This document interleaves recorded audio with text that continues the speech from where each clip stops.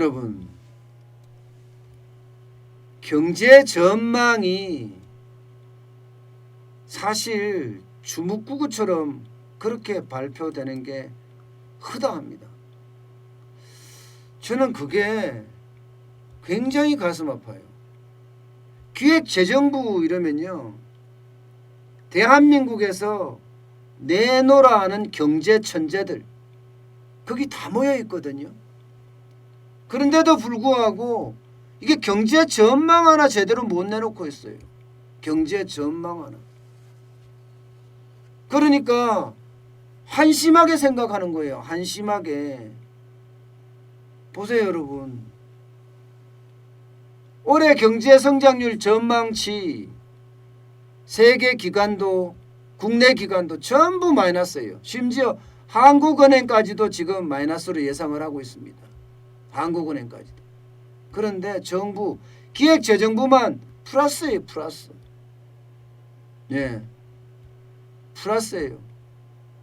이게 도대체 뭐를 하는지 모르겠다, 이런 이야기가 곳곳에서 튀어나오고 있어요.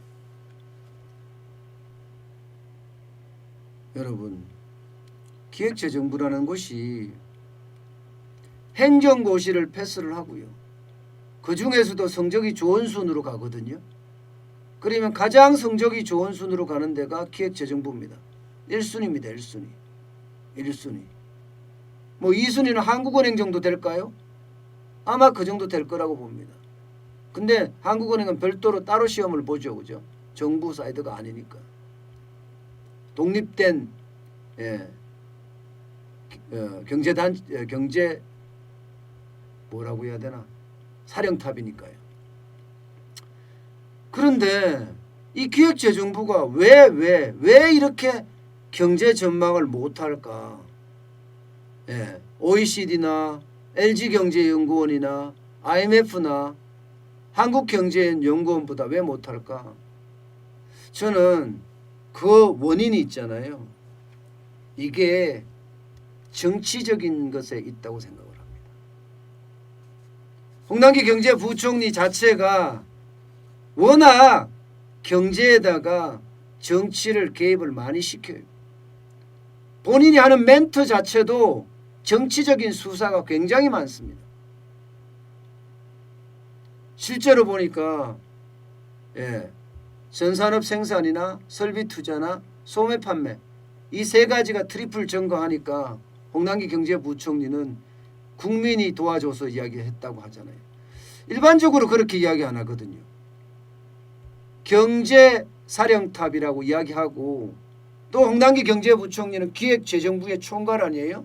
그러면 이게 이번에 조금 깜짝 반등을 했습니다마는 앞으로 더 이어갈 수 있게끔 경제정책을 이렇게 피우겠습니다 하는 게 일반적으로 경제수장들이 하는 이야기입니다. 거기에 국민 운운하지 않는단 말입니다.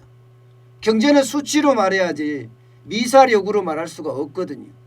현실 있는 그대로 이야기해야지 현실을 아름다운 말로 호도할 수는 없거든요. 그런데 홍남기 경제부총리는 꼭 그렇게 지금 하고 있어요. 그러면 왜 이렇게 경제 전망이 주묵구구식으로 되느냐? 왜 경제 전망 자체가 정치에 어떻게 휩싸이느냐? 이것은요, 간단합니다. 경제 전망 자체를 굉장히 높게 잡는 거예요. 높게. 잘할 수 있다는 이야기죠. 잘할 수 있다는 이야기. 근데 현실을 완전히 무시한다는 이야기가 계속 나오고 있어요. 지난해만 하더라도요, 경제 성장률 전망치를 실질적으로 4.4%에 잡았어요. 4.4%. 실적치는 1.1%에 불과했습니다. 1.1%. 실적치는요. 그러면 격차가 3.3%나 차이 납니다. 3.3%포인트. 야, 이렇게 차이가 나면요, 보세요. 모든 경제의 기준이 되는 게 경제 성장률 전망치거든요. 예산을 짤 때도 올해 그러니까 내년이죠. 내년에 4.4% 성장할 거니까 법인세는 얼마나 들어오고 소득세는 얼마나 들어오고 부가가치세는 얼마나 들어올 거다. 그걸 예산해서 예산을 짜거든요. 그런데 그 예산이 4.4%잖아. 근데 실질적으로는 1.1%가 됐어. 그러면 그만큼 세금이 안 거쳤다는 이야기잖아요. 4.4%로 짰을 때 그 예산은 엄청 크게 짰는데 실제로는 1.1%밖에 안 되니까 그만큼 국세가 안 거쳤고 그러면 그만큼 채무 비율이 늘어난다. 나라 살림, 나라 곳간이 거들난다는 이야기가 됩니다. 나라 곳간이. 이게 잘못됐다는 거예요. 이게 경제부총리잖아요. 그리고 거기에 근무하는 많은 천재들이 경제에 대해서 일가견이 있다는 사람들이잖아요. 그런 사람들이 경제 실적지 전망 제대로 못할까요? 저는 그렇게 생각하지 않습니다. 거기에는 모든 구성원들은요. 각각 개개인들이 혼자도 경제 전망, 실적치를 충분히 연구하고 발표하고 할 수 있는 그런 능력을 가진 사람들이에요. 그런데 정부가 정책적으로 거기에 정치를 집어넣어서 내년에 실질적으로 이거밖에 성장 못할 거라는 걸 알면서도 부풀려서 한다는 거죠. 부풀려서 실적 전망치를 짜게 되고 그러면 예산이 많잖아요. 많아진 예산 가지고 그야말로 현금 살포하면서 표를 사는 거죠. 이게 가장 큰 문제라는 거예요. 가장 큰 문제. 아마 내년 예산도 지금 550조 6천억 원 정도 됩니다. 그러면 내년 성장률 전망치를 보면 정부가 굉장히 높을 거예요. 정부가. 이제 국회로 넘어가면 그 사실이 다 드러날 텐데 그게 드러나게 되면요. 또 높게 잡아서 예산은 엄청나게 부풀리게 짜고 세금은 그만큼 못 걷게 되고 그러면 국가 채무는 또 그만큼 늘어나게 되는 그런 악순환을 반복한다. 저는 이렇게밖에 생각이 안 듭니다. 원래 지금 정부는요. 경제성장률 전망치 0.1로 잡았지만 심지어 예산을 짤 때는 0.6으로 짰어요. 완전히 현실성도 없는 정책이에요. 현실성도 없는 정책. 여기에다가 GDP 디플레이트라고 있습니다. GDP 디플레이트 이거는요. 그냥 간단하게 생각을 하면 물가가 얼마만큼 올라갈 거다의 기준이에요. 물가가 얼마나 올라갈 거다의 기준. 그런데 이것 예측조차도 정부는 굉장히 높게 잡아요. 올해만 하더라도 GDP 디플레이트가 0.5일 것이라고 가정을 했습니다. 그런데 웃긴 건 경제성장률은 0.6이에요. 예. 이 말은요. 물가는 올라갈 거라고 예상을 하지만 실질적으로는 안 올라갔다는 거예요. 물가가 올라줘야지 경제가 돌아간다고 제가 말씀드렸죠.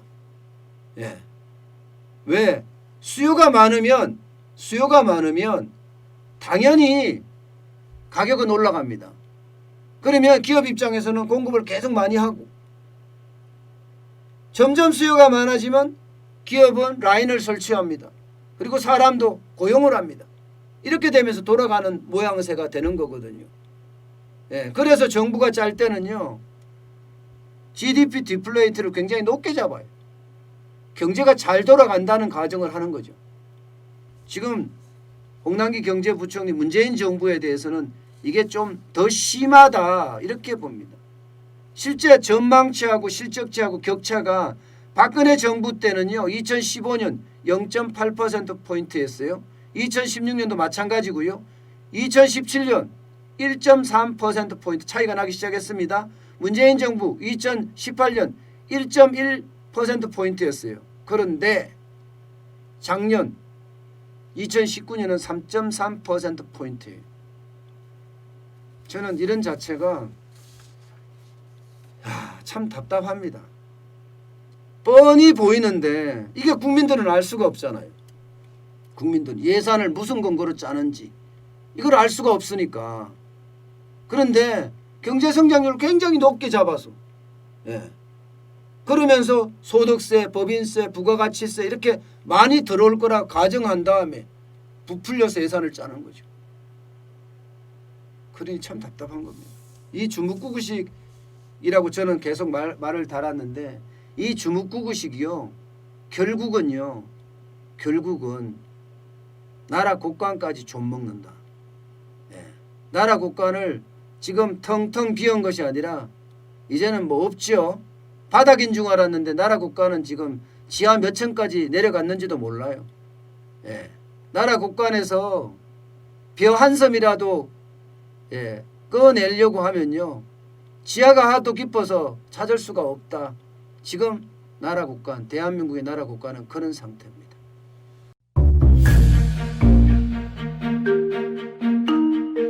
세종대왕과 샤넬 넘버5, 벤츠 자동차의 최고급 기종인 마이바흐의 공통점을 아시나요? 바로 침향입니다. 침향이란 동남아시아에서 자생하는 침향나무가 상처를 입었을 때 스스로를 보호하기 위해서 분비시키는 침향나무의 진액입니다. 진침향은 태국산 침향과 러시아산 녹용, 그리고 국산 홍삼, 백봉령, 또 산수유, 당귀, 숙지향, 꿀로 이루어진 침향환으로 만성 피로나 또 스트레스, 기력이 저하된 직장인분들, 또 수험생들, 연세 드신 어르신분들이 드시면 좋은 환입니다. 진침향 여러분들께 자신있게 권해드립니다.